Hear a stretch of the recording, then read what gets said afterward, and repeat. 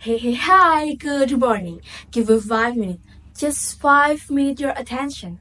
Start from taking deep breath. Relax and pondering this question. Have you ever felt that no matter how hard you try, you will never be enough?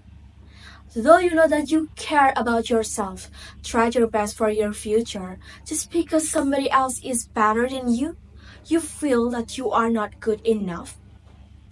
Whether we realize it or not, we are constantly judging ourselves against others. And this is the state we are in now, living in the world that's full of social comparisons.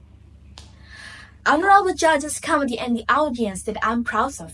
I'm Silvia from Indonesian Railway Polytechnic, and I want to invite you to explore crucial things about social comparisons.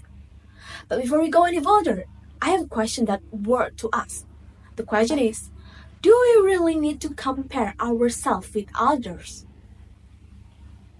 Ladies and gentlemen, thing that we need to understand is there's two sides of social comparison. The first is upward comparison. This happens when we compare ourselves to people who are more success, rich, more accomplished, or more attractive. Like when your best friend buys a new car from his savings, your cousin becomes an athlete champion, or even your neighbor get a good project.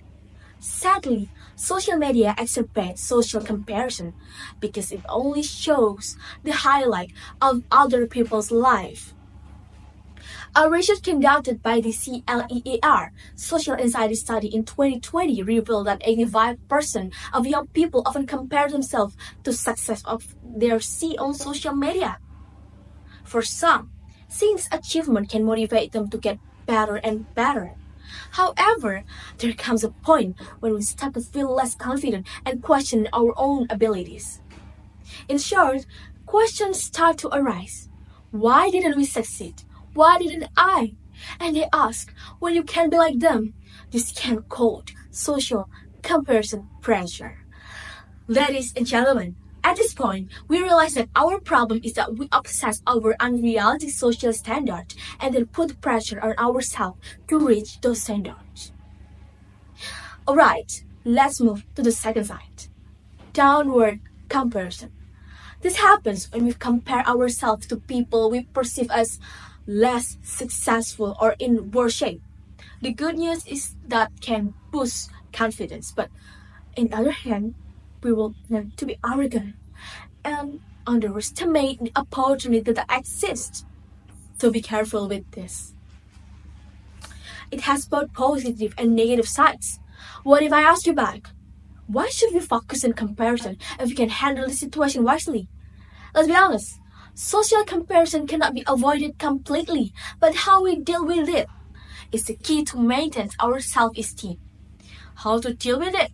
Here's the thing. I have an acquaintance, a woman. I know she's prettier than me, luckier than me, taller than me, everyone's like her. Then so what? Her advantages are not my diva. I don't need to be insecure. Just stand with self-acceptance and build true identity. So, social comparison can rob your self-esteem. Never let other people's standards determine our self-worth.